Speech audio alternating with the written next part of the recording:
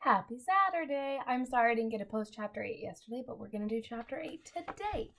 Chapter 8 is called The Fight at the Lamppost. And if you remember, Chapter 7, the Queen Jadis, Empress, whatever her name was, Queen Jadis, she was wreaking havoc all over London, had smashed the little buggy into the doorway or the doorstep up the stairs, and there was a lamppost in the picture that I showed you previously as well. Right there, right? And then Uncle Andrew was all shooken up, and there's police people, and there's everybody's there. Okay, here we're at. We ended with... Let's just look back really quick. The dude was trying to get his horse back. The guy was trying to get his horse back. And then she called him a dog. Rude. Okay. "Ho, Hempress, are you? We'll see about that," said a voice. Then another voice said, "3 cheers for the Hempress of Colneyatch," and quite a number of people joined in. A flush of color came over the witch's face as she bowed ever so slightly. But the cheers died away into roars of laughter, and she saw that they had only been making fun of her. A change came over her expression, and she changed the knife to her left hand. Then, without warning, she did a thing that was dreadful to see. Lightly, easily, as if it were the most ordinary thing in the world, she stretched up her right arm and wrenched off one of the crossbars of the lamppost. If she had lost some magical powers in our world, she had not lost her strength. She could break an iron bar as if it were a stick of barley sugar. She tossed her new weapon in the air and caught it again, brandished it, and urged the horse forward. "Now's my chance," thought Diggory. He darted between the horse and the railings and began going forward. If only the brute would stay still for a moment, he might catch the witch's heel. As he rushed, he heard a sickening crash and a thud. The witch had brought the bar down on the chief policeman's helmet. The man fell like a 9-pin. "Quick, Diggory, this must be stopped," said a voice beside him. It was Polly, who had rushed down the moment she was allowed out of bed. "You are a brick," said Diggory. "Hold on to me tight. You'll have to manage the ring. Yellow, remember, and don't put it on till I shout." There was a second crash, and another policeman crumpled up. There came an angry roar from the crowd. "Pull her down! Get a few pavestones! Call out the military!" But most of them were getting as far away as they could. The cabbie, however, obviously the bravest one as well as the kindest person present, was keeping close to the horse, dodging this way and that to avoid the bar, but still trying to catch Strawberry's head. Strawberry was the horse. The crowd booed and bellowed again. A stone whistled over Diggory's head. Then came the voice of the witch, clear like a great bell, and sounding as if for once she were almost happy. "Scum! You shall pay dearly for this when I have conquered your world. Not one stone of your city will be left. I will make it as Charn, as Felinda, as Solrus, as Branmidden." Diggory at last caught her ankle. She kicked back with her heel and hit him in the mouth. In his pain, he lost hold. His lip was cut and his mouth was full of blood. From somewhere very close came a voice of Uncle Andrew in a sort of trembling scream. "Madam, my dear young lady, for heaven's sake, compose yourself."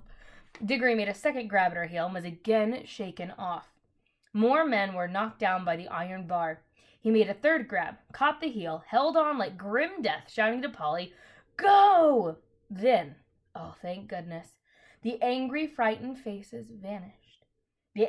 All except Uncle Andrew's. Close beside Diggory in the darkness, it was wailing on, "Oh, is this delirium? Is this the end? I can't bear it. It's not fair. I never meant to be a magician. It's a misunderstanding. It's all my godmother's fault. I must protest against this, in my state of health, too." Bother, thought Diggory. We didn't want to bring him along. My hat, what a picnic. Are you there, Polly? "Yes, I'm here. Don't keep on shoving." "I'm not," began Diggory, but before he could say anything more, their heads came out into the warm green sunshine of the wood. And as they stepped out of the pool, Polly cried out, "Oh, look, we brought the old horse with us, too, and Mr. Ketterly, and the cabbie. Oh, this is a pretty kettle of fish." As soon as the witch saw that she was once more in the wood, she turned pale and bent down until her face touched the mane of the horse. You could see she felt deadly sick.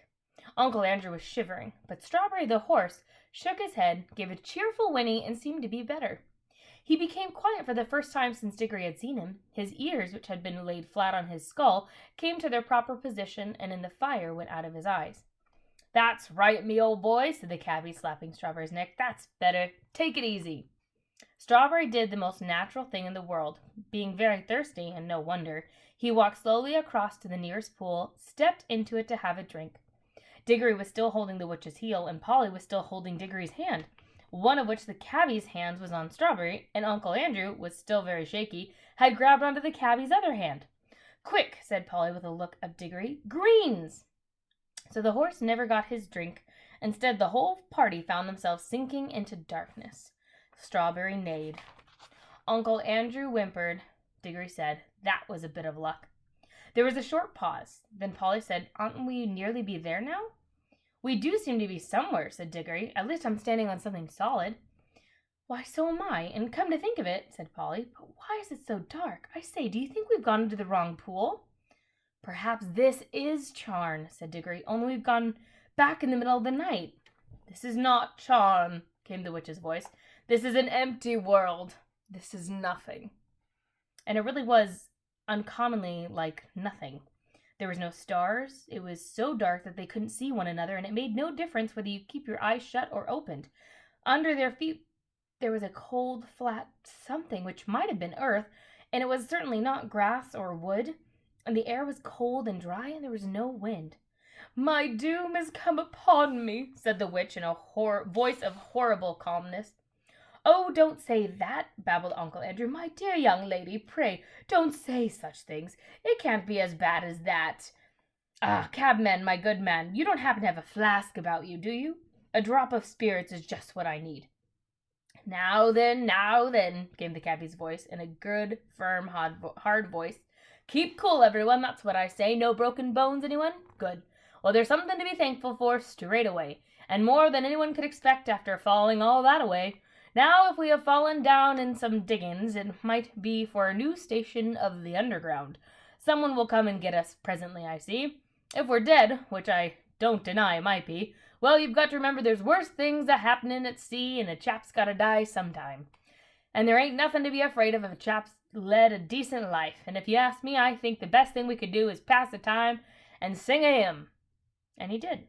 He struck up at once a harvest Thanksgiving hymn about crops being safely gathered in. It was not suitable for a place which felt as if nothing had ever grown there since the beginning of time, but it was one he could remember best. He had a fine voice, and the children joined in. It was very cheering. Uncle Andrew and the witch did not join in. Toward the end of the hymn, Diggory felt someone plucking at his elbow from a general small... Rewind. Toward the end of the hymn, Diggory felt someone plucking at his elbow, and from a general smell of brandy and cigars and good clothes, he decided it must be Uncle Andrew.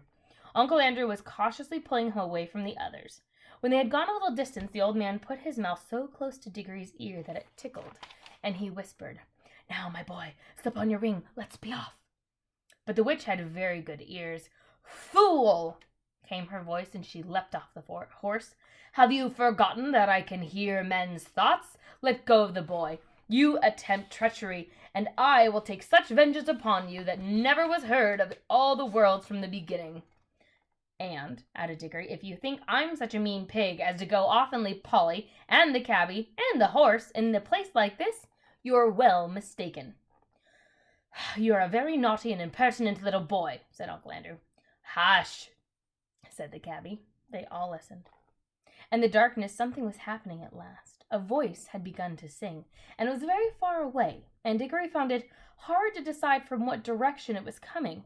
Sometimes it seemed to come from all directions at once. Sometimes he thought it was coming out of the earth beneath them. Its lower notes were deep enough to be the voice of the earth herself. There were no words. There was hardly even a tune, but it was beyond comparison the most wonderful and beautiful noise he had ever heard. It was so beautiful he could hardly bear it. The horse seemed to like it too. He gave some sort of whinny a horse would give. After years of being a cab horse, it found itself back in an old field where it had played as a foal, and saw someone who it remembered loved coming across the field, bringing it a lump of sugar. "God," said the cabby, "ain't it lovely?" I'm terrible at accents. I'm so sorry. Hopefully it's entertaining. Then the two wonders happened at the same moment. One was that the voice was suddenly joined by other voices, more voices than you could possibly count. There were harmony with it, but far higher up the scale, cold, tingling, silvery voices. The second wonder was that the blackness overhead all at once was ablazing with stars.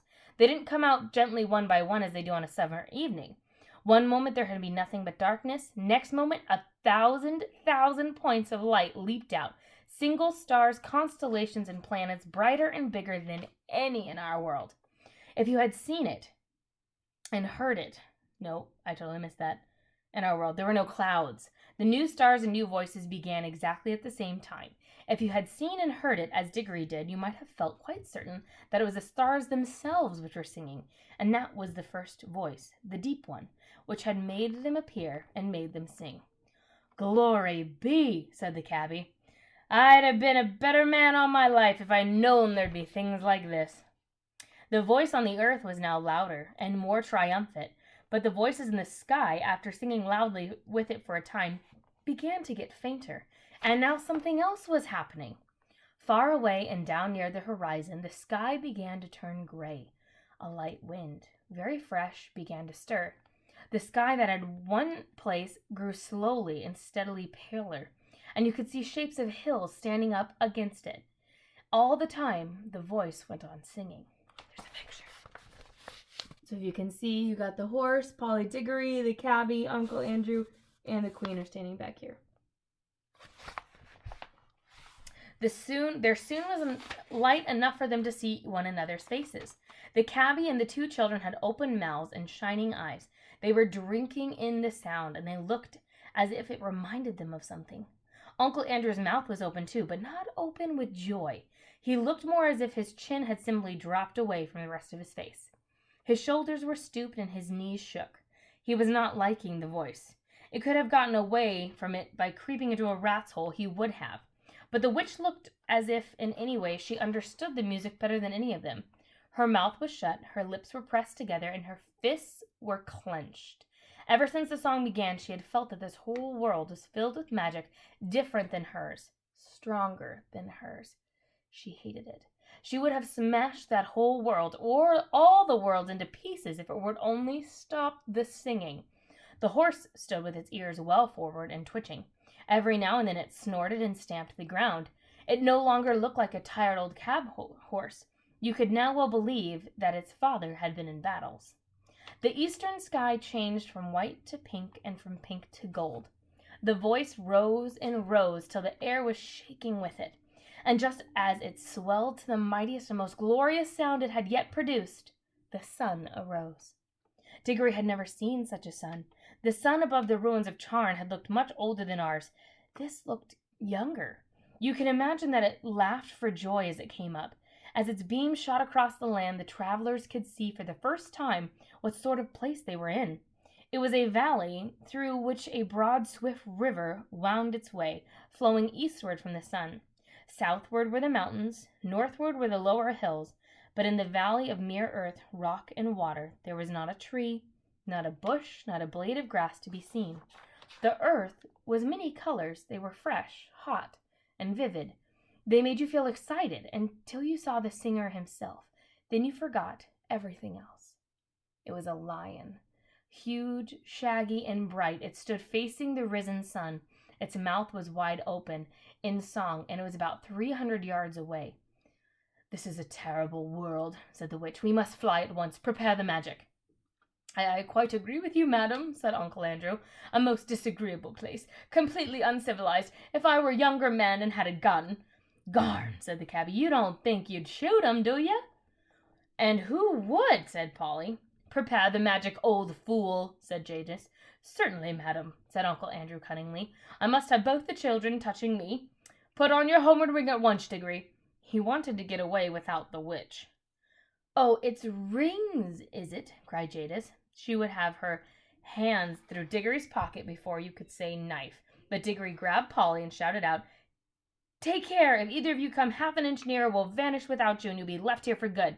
Yes, I have a ring in my pocket. That will take Polly and me home. And look, my hand is ready, so keep your distance.